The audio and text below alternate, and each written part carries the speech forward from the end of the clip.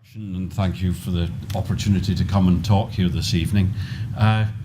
This is the Translational Research Institute, which is one of the nicer side effects of the papillomavirus vaccine, in that the money that produced this building came out of discussions with the Queensland government and the Australian government. After the papillomavirus vaccine became commercialised, and it was pointed out to them that if they really wanted to get the benefit of the next vaccine like that from Australia, they'd better have somewhere where you could not only do the research but translate it into practice and manufacture the vaccine. And in principle, all of that can be done in the building here.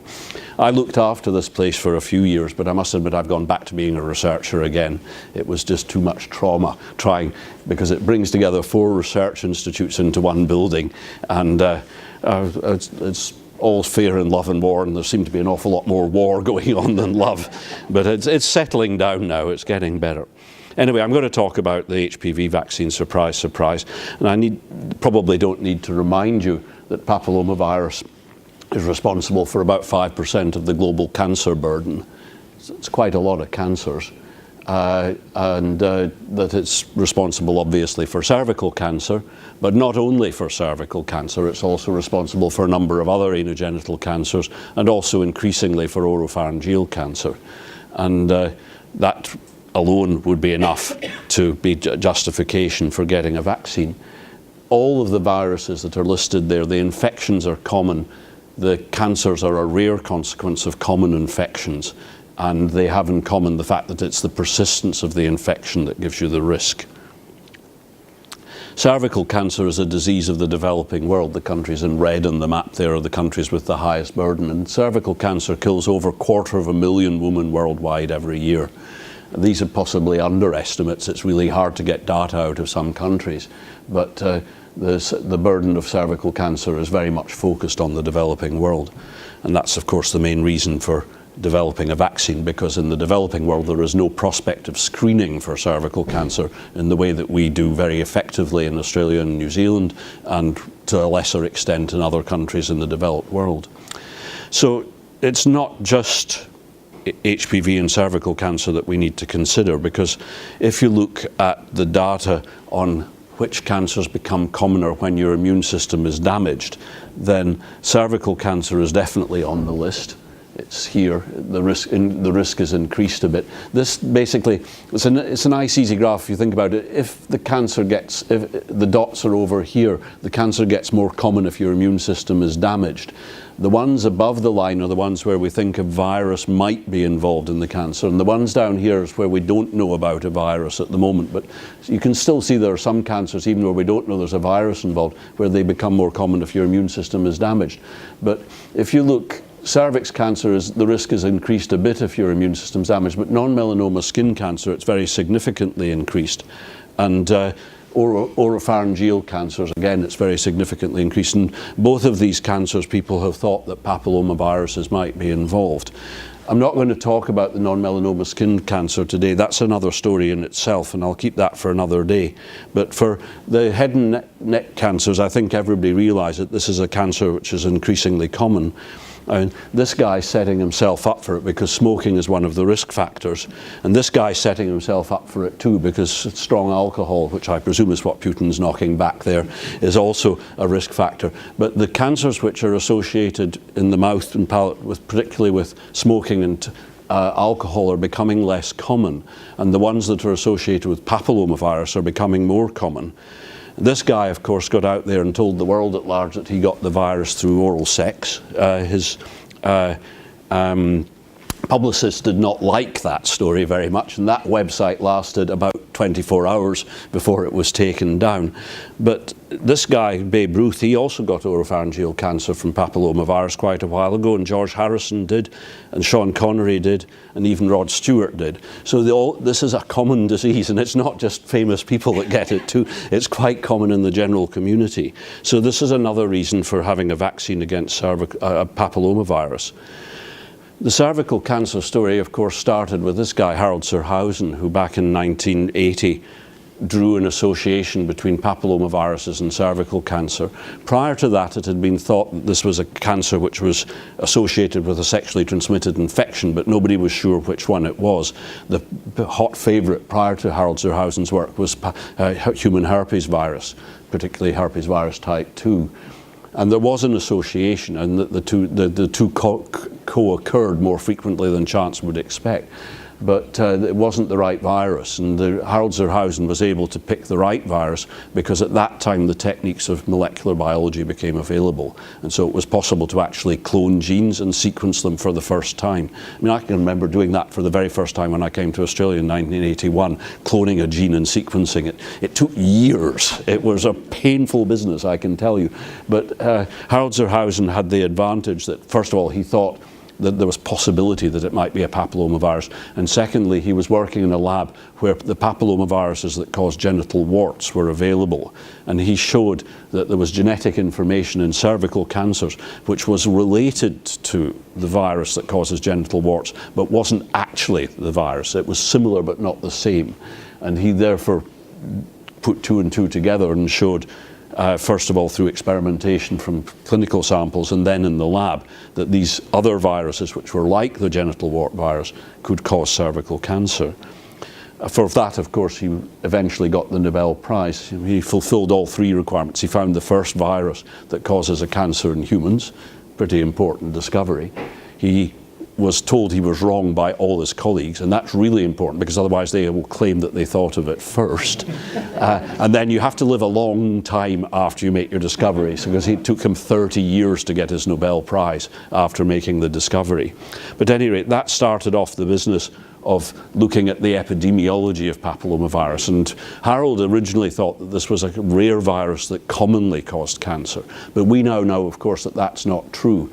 And what you can see here is just this a group of college students getting up to what college students get up to. At time zero they go to college, and then at 3 years half of them have acquired HPV-16. It's a linear increase over those 3 years. This is an extraordinarily common infection, and HPV-16 is the one which is the nastiest out of the ones that cause cervical cancer, but the other ones are equally prevalent in the community. So that the chances are, no aspersions, but half of you in this room have almost certainly had this virus at some time in your life. But the practical reality, of course, is that for most of us, this is a trivial infection. We don't know we've got it. It causes us no problems. And then, as shown here, slightly faint because of the way that the projection works, this is what happens if you get it at time zero. By 5 years, only 2% of the people who were originally infected still have the virus. It's this 2% that are at risk of getting cervical cancer, if you get it in the mouth, of getting oropharyngeal cancer. So this is a virus for most of us we don't need to worry about. We get it, we don't worry about it, but it does cause cervical cancer.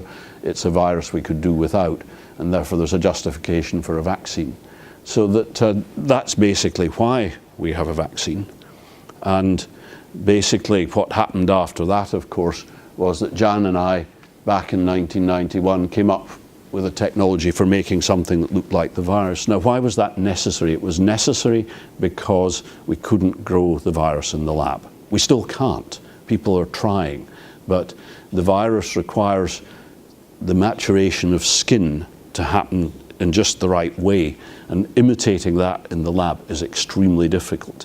There are people who will tell you they can infect skin samples and get virus back out. They can. They put 1 million viruses in and they get 10 back out, and they think that's really good. We're making progress. We can actually get an infection to work. But you never get enough out to make a vaccine by the conventional way, which requires large amounts of virus, which you can then kill or dilute in some way, make it less infectious, less likely to cause cancer, and then you could make a vaccine that way. But for us, we have to make the vaccine synthetically using recombinant DNA technology, and that's basically what Jan and I did. We came up with a technology for making the virus-like particles, these things that look like the virus. These are the real virus, these are empty viruses, and these are empty virus shells. They're not exactly the same. You can see they're a bit different, but they work immunologically as if they were the virus. So they invoke an immune response which protects you against the infection. And that, of course, led to the vaccines that we now have. They've been out there since about 2006. I have to put a disclosure of conflict of interest in. I'm going to show you some results about the vaccines, and obviously the University of Queensland benefits quite nicely from the sale of these vaccines. I must stress only from the vaccines that are sold in the developed world. We give them royalty free for the developing world. So just to distract you from that thought, I'll put up what the Weekend Australian thought about me in 2006. That's quite a while ago now. My hair has gone a bit greyer since then, mostly because of public talking, but never mind. No, look, it's a nice story, isn't it? I think it's probably the vaccine that they're talking about there. This one, I really hope it's the vaccine they're talking about, because if it's not, then I'm obviously in the wrong business. That was in Cosmopolitan magazine, by the way. You might have just. So, look, we know these vaccines work. I mean, the clinical trials were done back in the late 20th century, so such a long time ago now, and they showed over a period of time that a very large number of people who took part in these studies were protected against developing pre-cancer. And depending on which study you look at, the protection was nearly 100%, but with two very important caveats on that. One, protection only works if you haven't got the infection when you get the vaccine. There is zero effect on the risk of you going on to get cervical pre-cancer if you already have the virus when the vaccine is given, even if the virus is causing no problems. It doesn't do anything for a virus that's there already. And the second thing is that the protection is relatively virus type specific. So the vaccines which were available originally were just for HPV 16 and 18, and for 6 and 11, which are for genital warts. But we now have a 9-valent vaccine, of which more in a moment. But the protection was pretty clearly specific for the types of virus that were in the vaccine. So that's all really ancient history. This process that's described here, which eventually led to the vaccine getting out there, is all pre-2006 when the vaccines became available. The only one that's really still important and is still ongoing is the business of education, because, as I'll show you in a moment, that really is the key to getting this vaccine used. So the other areas which I'll talk a little bit about today are what we've learned about field effectiveness from the studies that have been done in Australia, where the vaccine has been available now since 2007 for girls, and then from 2014 for boys as well. And then thinking about improving the product. I'll not talk about 9-valent vaccines very much because I don't have very much data to share with you, but I'll talk a bit about the dosage regime that you might use, and then getting the vaccine used where it's really needed, which is what I see as the big challenge for this vaccine. And then I'll talk a little bit about curing people of infection they've already got, but not with an answer that you'll be particularly pleased with, I suspect. So thinking about field efficacy first, one of the bellwethers of whether we were doing a good job was to look at the incidence of genital warts, because the vaccines that are available, at least the Gardasil vaccine, not the Cervarix one, but the Gardasil variety, which has got HPV 6 and 11 in it, protects against genital warts as well as against cervical cancer. And of course, genital warts appear very quickly after you become infected with the virus, on average about 3 to 6 months. So that you can look at the instance of new genital warts as presenting in sexual health clinics when we still had them in Queensland. They got rid of them at one point recently. And what you can see here is if you look at the people who are under 21, so they would have been all vaccinated, then you can see there's a dramatic reduction after 2007 in the incidence of new genital warts. And for 21 to 30-year-olds, there's some reduction. Not all of them would have been vaccinated. And for over 30-year-olds, no change, because they didn't get vaccinated. This is data from the girls, or young women. And basically, this shows that the vaccine worked pretty quickly. And the reduction in genital warts is now to the point where I can't do clinical trials on genital warts anymore. There are no new patients presenting. This is perhaps the more interesting bit, because this is the same data, but for men. And remember that in Australia we didn't introduce vaccination for males until 2013. But even so, there's this dramatic reduction in genital warts in the younger males.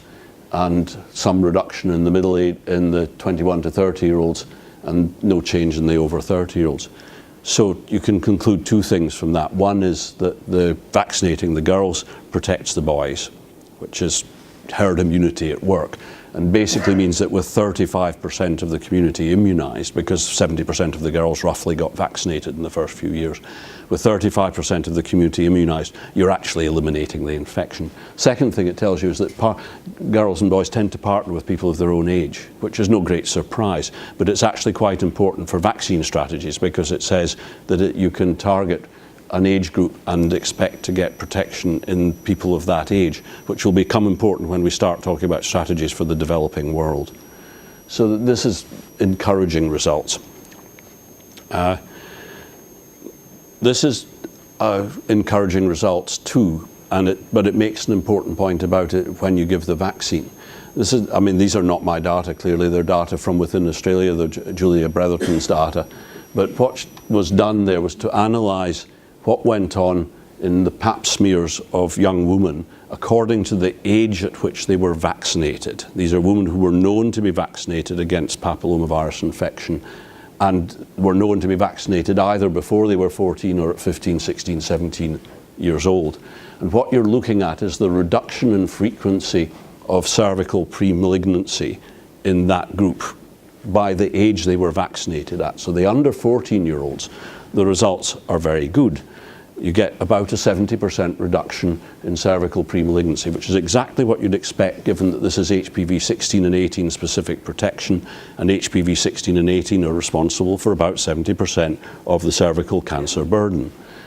But if you look in the older group, if you look in the 17-year-olds who were immunized when they were 17, this by their reduction in CIN1-3 by the time they're 25 is much less, because the majority of them already have the infection and they are not getting protected. It's only the ones who have not yet got the infection that are protected. And that's about a 50% reduction. So about 50% of the girls who got vaccinated at 17 were likely already infected with papillomavirus at the time they were vaccinated.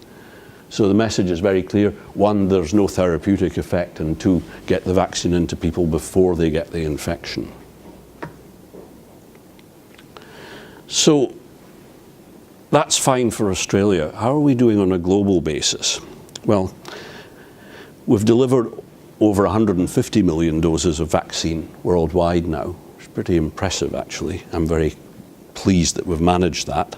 But if this is all the women who are alive today who are going to die of cervical cancer, this is all the women who are alive today, basically 25 million of them will die of cervical cancer. And that little green box down there is the number of women we've effectively protected through the vaccine program so far. That's a combination of three things. One is obviously we have not vaccinated the whole planet by any stretch of the imagination. Secondly, most of the vaccine has been delivered in countries where cervical cancer isn't going to kill anybody anyway. We have a few deaths from cervical cancer every year in Australia, somewhere between 70 and 80. And the majority of cervical cancer that would occur is protected against by screening, as it is in most developed world countries, which is, funnily enough, where most of the vaccine has been delivered. So it's no surprise that really the protection that we've managed to achieve on a global basis is really very small.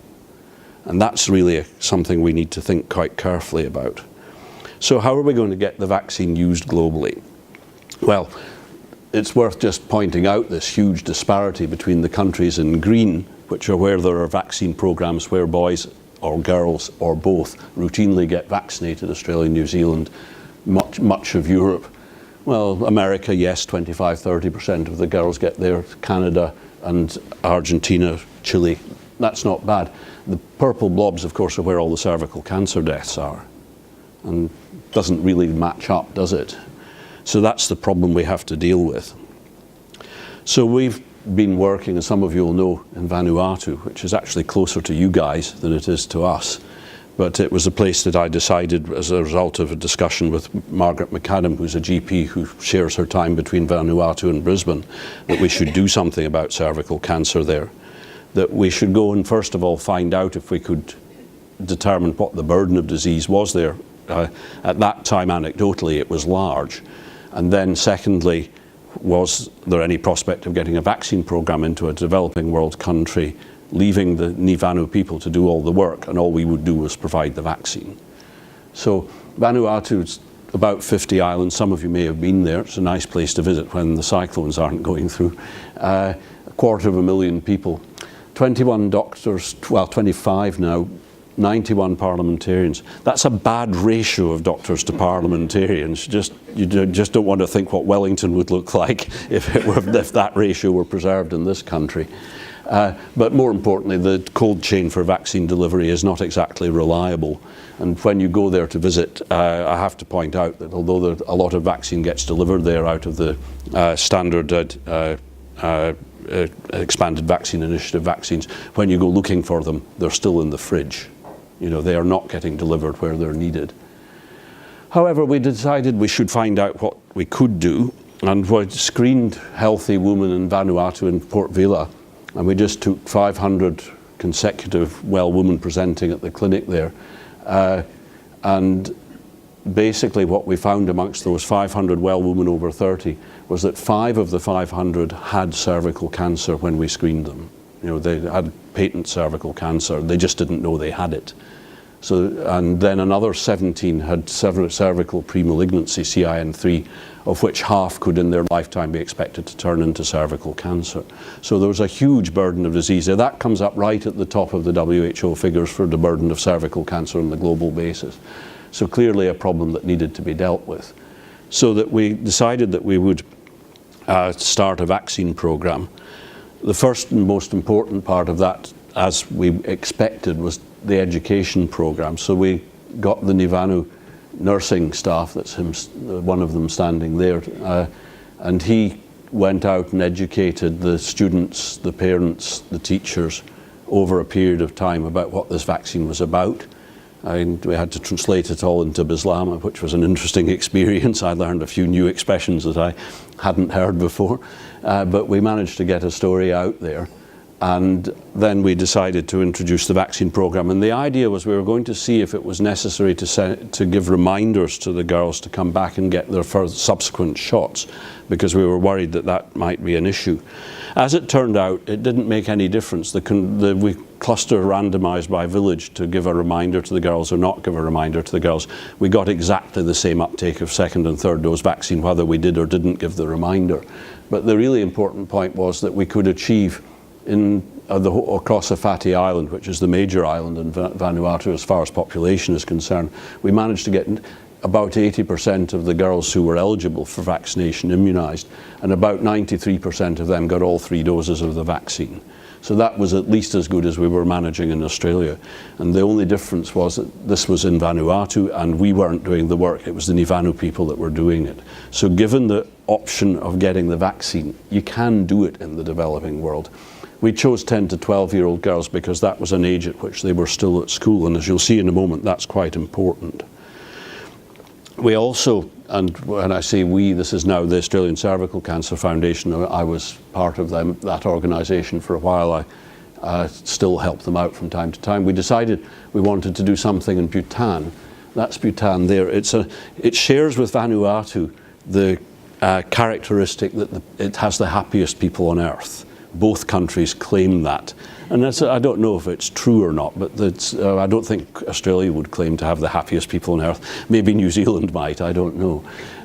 But one thing that they're not happy about is that that's the incidence of cervical cancers compared to all other cancers in Vanuatu women, in Bhutani women. It's basically number 1 on their list. And they, like Vanuatu, have a young population. I mean, this is a standard population dendrogram, and you can see that all the people are down in their 29, 30s, and then this is tailing up towards 70. So they're a young population, and they have a high incidence of cervical cancer. The difference between Vanuatu and Bhutan is Vanuatu is a democracy. Well, sort of. They change their government fairly regularly by one means or another. The last government, one half of them went to jail. But Bhutan is a democracy that has also got a monarchy. And that is the royal grandmother there. And she was the one that decided that her country should be vaccinated against cervical cancer. And that was because she had heard that this was available in India, and it was appropriate that she thought her country, which is a very poor country with a GDP of less than $500 per head, and that basically means that about 2/3 of the population are existing never having seen a coin or money of any sort in their life. She felt that their country should be vaccinated. And because it was a democracy but there was a royal family there, she just told these two gentlemen, who are the Minister for Health and the Minister for Education, we are going to vaccinate our children. And the royal influence is still very dominant there. The then king of the country went down to Thimphu, which is the capital, and found a set of traffic lights had appeared. Not that they have many cars there, but they have enough that they get traffic jams on market day. So he didn't like the traffic lights, so he said so, and the next day they were gone, and they haven't reappeared. But the vaccine has appeared, and they've been very successful in delivering it there. They've done it in the past. This was uptake of the DTP vaccine up to about 1990, and they've maintained very good vaccination rates. This was when hepatitis B vaccine came in, and they've maintained very good vaccination rates for that. And this is what they've done with papillomavirus vaccine. The first year they did the program, they reckoned they got everybody. And in a country like Bhutan, it's quite possible when they say everybody, they mean everybody. Then they made a mistake. And instead of getting the vaccine taken to the schools and delivered to the school children in the schools, they decided it would be more efficient to do it in the health centres. Now, the problem with that is that the health centres tend to be on roads, and the schools tend to be 3 to 5 hours walk away from the roads, because there's not much in the way of road transport across Bhutan. And so the uptake rate for the vaccines dropped dramatically. After 3 years of doing that, they realised this was a mistake, and they went back to schools delivering the programs and got back up to 95% the first year. So the message is very clear. This is a vaccine designed to be delivered through schools, and in Bhutan it's an opt-out system. You get it unless you say absolutely you don't want it, and that seems to be the best way to do things as well. So the program there is delivered to 10 to 12-year-old girls in the schools. So then we get to the question about how often do we need to vaccinate? And I must stress that this isn't an instruction to you, this is an observation, okay? So this is, now there's a lot of data on here, and I'll just focus down on one little bit of it. Because what this is looking at the degree of protection against infection from the papillomaviruses in people in the big randomized controlled trials, according to whether they were given 1, 2, or 3 shots. Now, they were not randomized to get 1, 2, or 3 shots. It was that they turned up to get 1, 2, or 3 shots. And then they retrospectively went back and looked at the population according to the number of shots they actually got to see what the level of protection was. And for HPV-16, the level of protection for those that got 3 doses was about 85%. This is protection against instant infection, so testing for the virus. Remembering that some of these people probably were infected before they got the vaccine, because it was given to 12 to 18-year-olds in the study. And this is the protection for 1 dose. And effectively the protection was 100%, although the confidence limits are quite wide on that. So what that really says is that 1 dose looks as good as 3 doses when it comes to looking for protection against infection over 5 years after vaccination. So that sends a very important message. And by the way, the data for HPV-18 looks pretty much the same. For the other types, the protection, bearing in mind that these were vaccines that only protected against 16 and 18. The protection against the other types was obviously less, but there is some, as you know, cross-protection with the other types, even with the 16 and 18 vaccine. And more importantly, there wasn't an evident difference in the amount of protection from 3 versus 1 shots. Obviously, these error bars are wide and the numbers are small, but the effect is real. So that basically then raises the question of how we should deliver this vaccine best in the developing world. The first question is what age to immunize, and the answer there is very clear. You have to get there before they become sexually active. So for Australia, 12 to 14 is reasonable. For Vanuatu, 8 to 10 is the optimal age. Different countries will have different optimal ages depending on the sexual behaviour of the children and young adults. Where to immunize? Well, that is a no-brainer. Schools programs work, other things don't. So you have to give it through the schools. In America, one of the biggest problems is that it's a pediatric vaccine. You have to go to your pediatrician to get the vaccine. The vaccine does not get given through schools, and the uptake rate there is 25%. So the message is just as valid for the developed world as it is for the developing world. How many doses? 1, 2, 3? Well, that depends on how wealthy a country you are. If you're not so wealthy, then maybe 1 dose might be enough. We don't know if these vaccines will stop transmission into the oropharyngeal cavity. We know the virus causes the cancers there, but we don't know what the level of protection will be at that site. There's a little early data to suggest there's some protection, but it's never going to be a randomized controlled trial. There just simply isn't the possibility now of doing such a study. So we're never going to be really sure that the protection is 100% there. But I believe that for the developing world, right now, the right approach will be to do mass immunization, single shot, because I think that's the only thing that works. You don't need to set up a whole program to do single shot immunization of a population. You go in with a team, you vaccinate, you move on, and then you leave. And you don't have any infrastructure implications in the long term. The only thing you need to worry about is immigration, people that come into the country after you've done your program. And that might be the way you get your shot as you come in the door as a present, you know. So I don't think I need to this audience to make the case for worldwide HPV vaccination. I think you all know that. But I would just want to draw the comparison with polio for those who want some evidence to say that this is a good thing to do. I mean, we know that polio was a really nasty disease until such time as the routine polio vaccines were introduced. The lifetime risk of catching poliovirus was about 50%, as it was and is for HPV on a global basis. And the lifetime risk of getting a nasty disease if you get the infection was about 1% for paralytic polio. Most people got the infection, never knew they had it, became immune. And the same applies obviously for HPV as for poliovirus. The chances of getting a serious disease are quite small. The lifetime risk of death for polio was even smaller than the lifetime risk of death from cervical cancer for given HPV infection. So, and to put that into figures, in 1952, the last year that there was a big epidemic of polio infection in the United States, that year 3,100 people died of polio and 21,000 were left with paralytic polio as a consequence of that epidemic. In 2005 in the United States, which is the latest figures I can get from the United States, they're hard to get, there was a screening program for cervical cancer in the United States. No one should be dying of cervical cancer in the United States. Nevertheless, 3,900 women died of cervical cancer that year. No, more than died of polio in the worst of the epidemics. And again, 12,000 women diagnosed with cervical cancer, equivalent of getting paralytic polio and not dying from it. And of course, we have these vaccines now, and they are effective and they are safe. In fact, the polio vaccine is slightly less safe than the papillomavirus vaccine. It's a live virus. Very occasionally it causes paralytic polio. Very occasionally, but it does do it.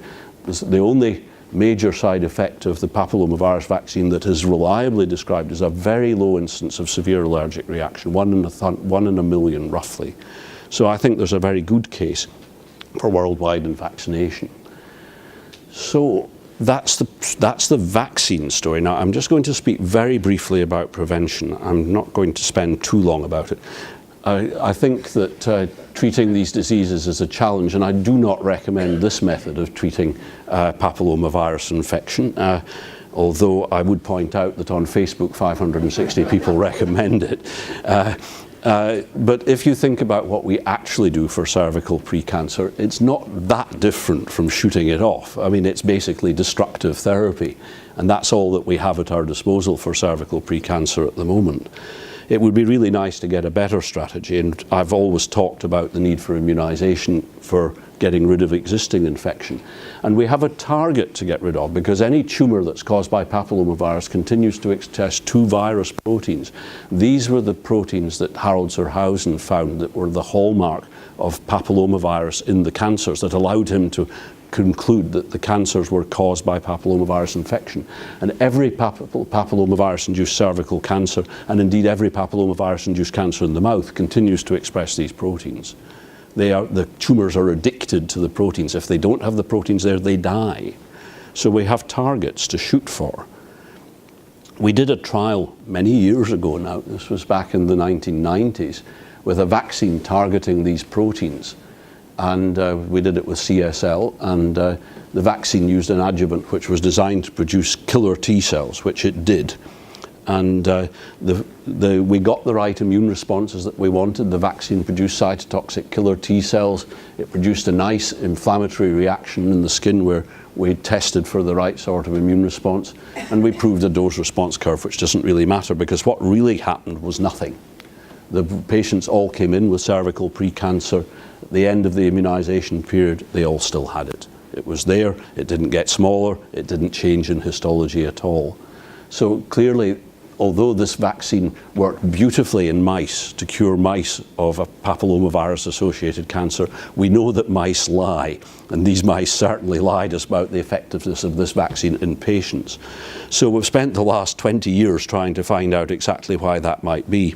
And I don't have time to, I was going to say to bore you with all of the immunology because there's a lot of it, but we made a model up which actually very much resembles cervical precancer because we made a mouse that was transgenic. That means it has genes from somewhere else, and the genes that we put into this mouse were the genes of the E6 and E7 proteins of cervical cancer.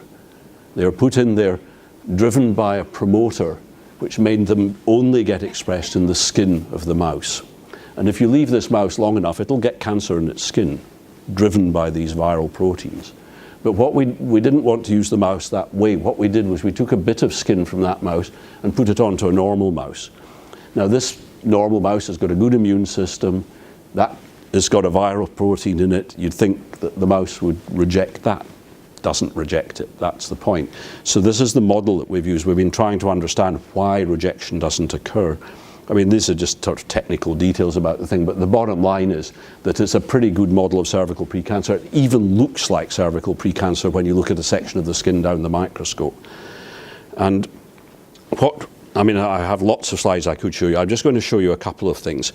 If we use that model and put a graft on, the grafts 100% survive, okay? But if we manipulate the donor of the skin so that it's missing cells of the immune system, and in specific a particular sort of cell called an NKT cell, the grafts come off. Now what that says is that the skin that's got the E6 and E7 proteins in it has drawn into itself an immune response which protects that bit of skin, and the protection comes from these cells called NKT cells. Now why it does that is another story, but it does. The really significant part of this, and sorry, this is a little bit technical, but if we put that graft, these grafts, the ones without the NKT cells on, they get rejected. This is a rejecting graft. Next door we put an E7 graft. So this is the graft which has got E7 in it, but has got NKT cells. This one has E7 but doesn't have NKT cells. That graft stays on. Now why is that so important? It tells you this mouse made the right sort of immune response to get rid of that E7 skin, but it couldn't get rid of the bit next door, which has got E7, because of the NKT cells. So what that says is that a vaccine given that gives you the right sort of immune response is going to fail because the environment here doesn't allow the response to work. Even if you get the right immune response, this mouse clearly had the right immune response, it got rid of that bit of skin, but it couldn't get rid of this one. And that means that if we just have a vaccine which induces, as our clinical trial did, the right sort of immune response, the immune response will fail, as it did in the clinical trial. And we went on a bit further and we showed that these cells, NKT cells, produce a stuff called interferon gamma, and it's the interferon gamma that's the bad news. It's just having a mouse that can't respond to gamma allows the graft to be rejected in exactly the same way as knocking out the NKT cells. So we've been trying to take that another step further and see if we can get a bit more understanding about what's really going on in this. And this is just a pretty picture. It's just because I like putting up pretty pictures. This is the latest technology. This is moving forward 15 years from where we were. And what this is we're now taking individual cells out of that bit of skin that I showed you, the graft skin, and looking at what's going on inside each cell, one cell at a time, so that we sequence the genetic information, the RNA, the stuff that turns into proteins, one cell at a time. We could only start doing that last year. It's a new technology. And this is the skin from a normal mouse. And each of these blobs here represents the genetic information inside one cell. This is actually all of the cells here. They're all mixed up together. We've got a mixture of normal mouse skin and mouse skin expressing the E7 protein. The normal mouse skin makes a protein called interleukin-33 in its cells. The E7 skin makes no interleukin-33. Now, why does that matter? Interleukin-33 is actually one of the very major defenses against viral infection. And the presence of E7 in the skin is not what's causing this. What's causing it is the proliferation of the skin. The skin, like a wart, when E7 is present, it gets more cells. It's trying to repair itself. And in turn, trying to repair itself, it does what skin that's trying to repair itself normally does. It switches off IL-33. But in doing so, it switches off a major antiviral defense mechanism. So we've now got a target. We know interferon gamma is bad news and interleukin-33 is good news. So the aim is now to somehow work out how we can restore interleukin-33 production in the skin of a human that's infected with E7 and get rid of the interferon gamma. But we really want to do those things locally. We don't want to do them through the whole of the person because of the side effects. So the work does eventually lead to answers. And I'm not going to tell you that we're going to turn around next week and find a cure for people who are already infected. What I'm really going to tell you is the bad news is that none of this looks like it could be translated into anything that you could deliver in the developing world. It's going to be complicated, it's going to be expensive, and there are probably going to be side effects. So it might be usable as a therapy for an existing papillomavirus-associated tumour, and we're now targeting oropharyngeal cancers that have come back after people have had radiotherapy. And where there is papillomavirus present, that's a disease we need a treatment for. But this isn't going to work in the developing world. I should point out there are a few other things that papillomavirus does in the skin, which various PhD students of mine have found out over the years, all of which impact on the immune system's ability to clear papillomavirus infection. It's a very complex story. And I really put this up to remind me and you that an awful lot of research needs to get done to get these answers. And each one of these discoveries is a whole 3 years of work for a PhD student. Each of whom, by the way, have gone on to good jobs elsewhere and don't want to ever see papillomavirus again. So I give them a great vote of thanks. And basically, the model that we have now for all of this is that the virus infection induces a proliferating epithelium. And it's not the virus proteins that cause the problem, it's the fact that the skin is trying to repair itself. And that skin that's repairing itself produces a set of proteins which attract in these T cells, NK T cells, which produce the interferon gamma, which tell the local antigen presenting cells not to do a good job, and turn on protection mechanisms to protect this repairing bit of skin from the body's own defenses. Because if you're repairing your skin, the last thing you want is your body's own defenses to come along and wipe it out. You want to let it get on and do the repair. The trouble is that cancer is just a prolonged repair mechanism, which also happens to spread, and that's part of the trouble. So that the whole thing inhibits these killer T cells, which we can make beautifully with a vaccine in humans, but they just don't do the job because of this problem. So that's where we stop. And I should thank a number of people that have been involved in Brisbane and internationally helping out these programs, particularly in the developing world. And when they're all doing the work, that's my ski tracks down there, and I'm off doing some skiing. Thank you very much for your attention.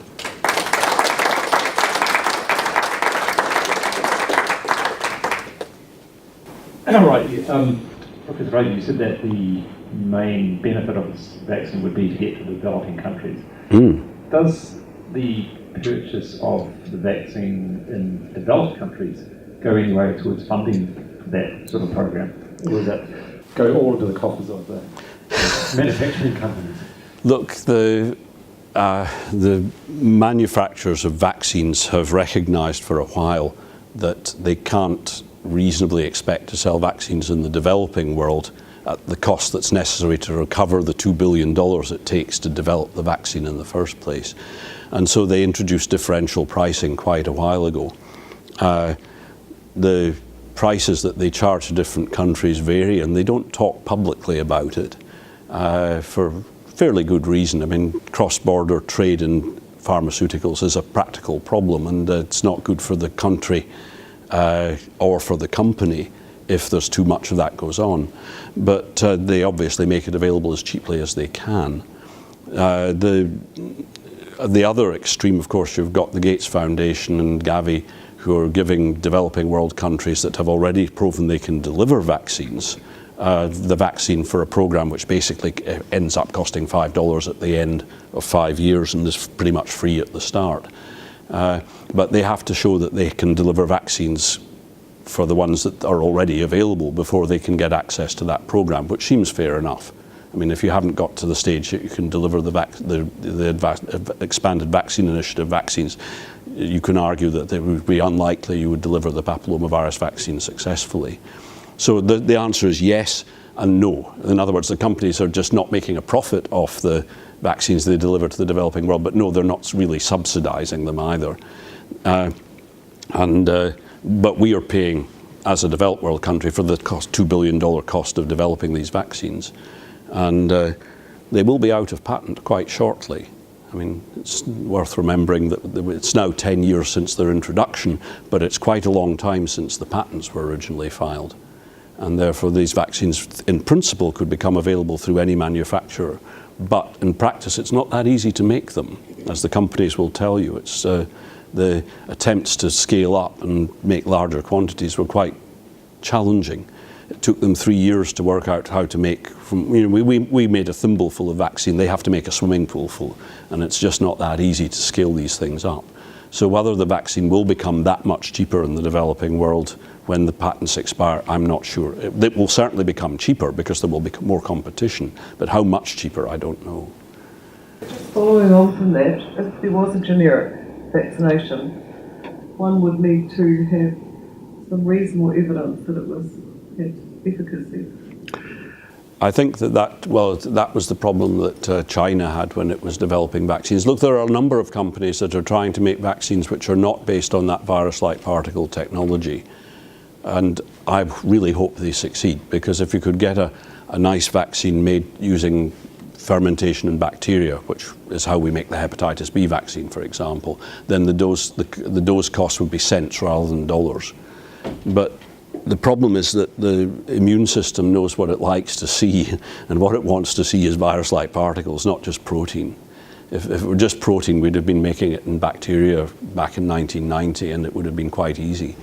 But getting the right immune response in the right quantity requires the virus-like particles, and nothing seems to have been able to imitate that any better than the way that we made them originally, and it's been used since then. So they would have to do, if there was another vaccine came along, the bacterial vaccines have been made in India, for example, and in China, and I presume they've been through phase 1 clinical trials, but you never hear anything, and they haven't got out there, so it does rather suggest that they didn't work as well as people expected. Can I ask you clinically, when you presented with people in 3 situations, one, a 40-year-old woman who's never had sex, but is intending sex, wanting the vaccination. She's 40, so what's her immune response? If she's never been exposed to the HPV, should we be letting her purchase it? Well, we know that the vaccine can work in 40-year-olds. There is data from trials to show that. I mean, it's not recommended, but in the sense of public health point of view, that's not the way to do it. But if you actually just want to know whether the person can make an immune response, the answer is yes. Okay, 70-year-olds can make an immune response to it too. The second question is a more interesting one, is what is the practical benefit of immunizing a 40-year-old? Supposing they were to have a new partner who had the infection, as I say, you tend to have sex with people roughly your own age. Chances are, if you're 40, you've already got rid of it. But you could potentially still be infectious. You catch it, then the question is, what's your lifetime risk of getting cervical cancer if you acquire the infection at the age of 40? And the answer is it's real, but it's quite small. So that you would want to vaccinate if they wanted to get vaccinated. They'll have to pay for it, though. That's the problem. And relatively speaking, you're probably better off just getting pap smears done. We're probably telling people. Yeah, I mean, apart from anything else, even if they've never had sexual intercourse, if they've had sexual contact, as Alex Ferenczi calls it, outer course rather than intercourse, you can still acquire the virus. And you don't absolutely know that they haven't got the virus somewhere else. And therefore, they might not be able to respond to the vaccine, but they will be able to be protected through pap smears. Which is, of course, why we're carrying on testing in Australia, though, as you're probably aware, we're now moving to HPV testing as of this coming year. And a very different program. Still, it's a pap smear, but it's not tested cytologically. It'll be tested by looking for virus. Prevention of oropharyngeal cancers. When do you think that there will be figures, because you can't do the research, on whether, because the presumption that I think is made is that this vaccine will protect against oropharyngeal cancers if it's caught through oral genital sex. Yeah. So when might that evidence be coming through to be more specific that that is happening? Well, the problem you see, of course, is that you don't know what's changed in the way of behaviour. I mean, at the moment, oropharyngeal cancers amongst women and amongst men who don't smoke and drink are increasing in frequency in most developing world countries. That must reflect something that happened many years ago. Now, what will happen now is that a large number of people will have been immunised, so that will perhaps have some protective effect. Maybe there will be more oral sex, so maybe the incidence of new infections would have gone up otherwise. And you just can't work out what the impact of the vaccine, which wouldn't have been given to the person with the cancer, but would have been given to their partner, might be, because you can't actually do the epidemiology. The best you could hope for is that the whole thing disappears, and that might just tell you the vaccine works perfectly effectively against preventing genital HPV infection and has no effect on oral HPV infection at all, because if you don't get it in the genitals of oral sex, then there'll be no transmission.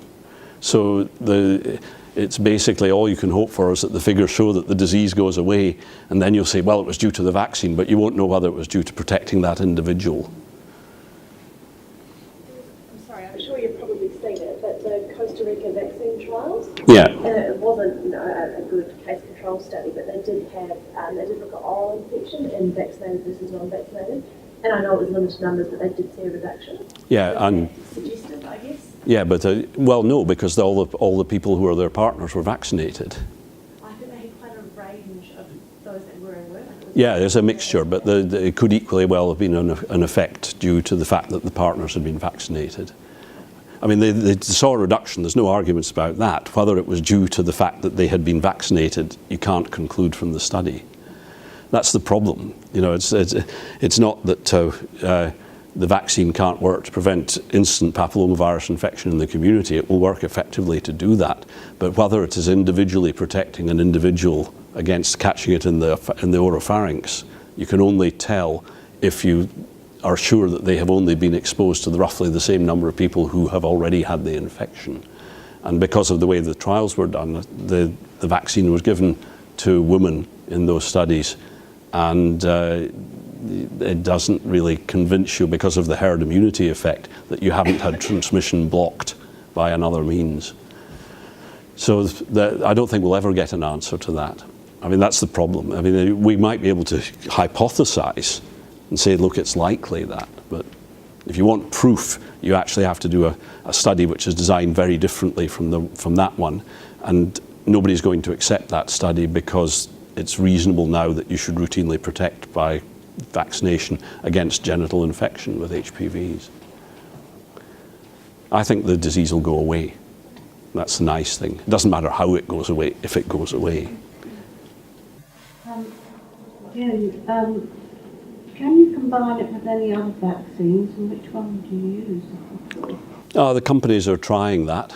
I mean, look, in principle, it could be combined with any cold virus vaccine or recombinant vaccine like hepatitis B. No reason not. The major disincentive to that, of course, is that we really don't have another group of vaccines that are designed to be given to 12 to 14-year-olds. And while it would be very nice to say, okay, look, let's immunise all the 2 to 4-year-olds with this, because eventually I would hope that that would be what we might be able to do, we simply don't know how long protection lasts. At the moment, in terms of large cohort data, we've got data for about 15 years, but with very poor follow-up. It's really just being able to look at the cancer registries to see what happens. And in terms of herd effect, well, we've got out to 10 years now. Presumably, protection is still going pretty well from the figures that we're seeing, but we'll have to wait and see. And people are obviously very keen to find the answer to that. But I think that at the moment, although that you could in principle combine it, all the other vaccines you want to give it to 2 to 4-year-olds, and that will prevent us mixing it as a routine thing.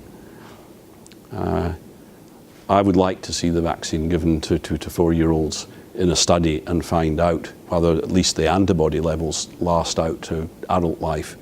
Because although there's no direct correlation between antibody titer and protection, that's simply because the vaccine is so good that we don't know when failures occur. So we don't know if there's a level of antibody that's not protective. There are data from animal models that say that even when the antibody in the serum is not detectable at all, after immunization, there is still protection when you put that serum into a mouse and then challenge it with virus. But the virus that you challenge it with is a pseudovirus. It's made to look like the papillomavirus. It's not the real virus, and the mouse don't really get infected with it. So it's not quite a fair model.